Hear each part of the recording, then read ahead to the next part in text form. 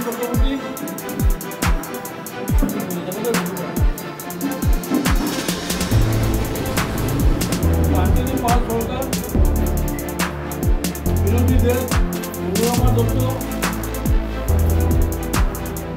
অসমৰ মাননীয় মুখ্যমন্ত্ৰী ডক্টৰ হিমন্ত বিশ্ব শৰ্মা ডাঙৰীয়াৰ দ্বাৰা যিটো আমাৰ এটা আঁচনি আছে CMRF চিফ মিনিষ্টাৰ মুখ্যমন্ত্ৰীৰ সাহায্য পুঁজিৰ ফালৰ পৰা আজি প্ৰায় 46 জন আমি ইয়াত অসুখীয়া মানুহক ৰোগী মানুহক আমি চেক দিয়াৰ ব্যৱস্থা কৰিছোঁ।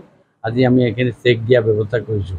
ক্ৰমাগতভাৱে আমি ডিব্ৰুগড় সমষ্টিৰ অন্তৰ্গত আমি প্ৰায় ক্ৰিটিকেল যিখিনি অসুখ ধৰক ডায়ালিচিছ কৰি আছে, হাৰ্টৰ পেচমেকাৰ লগাইছে বা হাৰ্টৰ অসুখৰ বা বিশেষকৈ কেঞ্চাৰ ৰোগীসকলৰ কাৰণে আমি মাননীয় মুখ্যমন্ত্ৰীৰ ফালৰ পৰা যিটো এখতিয়াৰ বিধায়কজনক দিয়ে 1 কোটি টকা, তাৰে আমি অলৰেডি প্ৰায় 80 লাখ টকাৰকৈ বেছি আমি এই ফাণ্ড ৰাইজৰ মাজত আমি বিলাই দিয়াৰ ব্যৱস্থা কৰিছোঁ।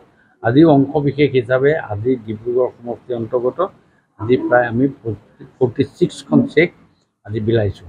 আৰু ইয়াৰ দ্বাৰা কি হয় যে এই ব্যক্তিজনক যথেষ্টখিনি এটা সহায় হয়। আমি অৰুণোদয় আঁচনি দিয়াৰ উপৰিও আমাৰ যিবিলাক অটল অমৃত কাৰ্ড আছে, কাৰ্ডৰ সহায় পোৱাৰ উপৰিও এই যিটো পইচা আমি দিওঁ, এই পইচাটোৰ দ্বাৰা তেওঁ বাকী আনুষংগিক যিখিনি কাম আছে সেই কামখিনিৰ দ্বাৰা তেওঁলোক যথেষ্ট উপকৃত হয়। এইবাবেই আমাৰ মাননীয় মুখ্যমন্ত্ৰী মহোদয়ক আমি বিশেষভাৱে ধন্যবাদ দিছোঁ। আৰু তেখেতৰ যি আঁচনি ফলপ্ৰসূ হৈছে।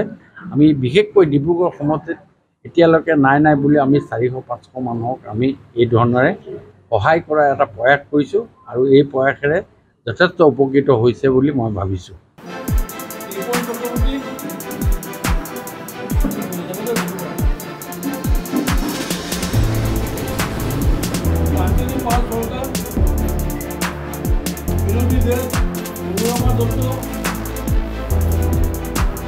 আজি অসমৰ মাননীয় মুখ্যমন্ত্ৰী ডক্টৰ হিমন্ত বিশ্ব শৰ্মা ডাঙৰীয়াৰ দ্বাৰা যিটো আমাৰ এটা আঁচনি আছে CMRF চিফ মিনিষ্টাৰ মুখ্যমন্ত্ৰীৰ সাহায্য পুঁজিৰ ফালৰ পৰা আজি প্ৰায় 46 জন আমি ইয়াত অসুখীয়া মানুহক ৰোগী মানুহক আমি চেক দিয়াৰ ব্যৱস্থা কৰিছোঁ।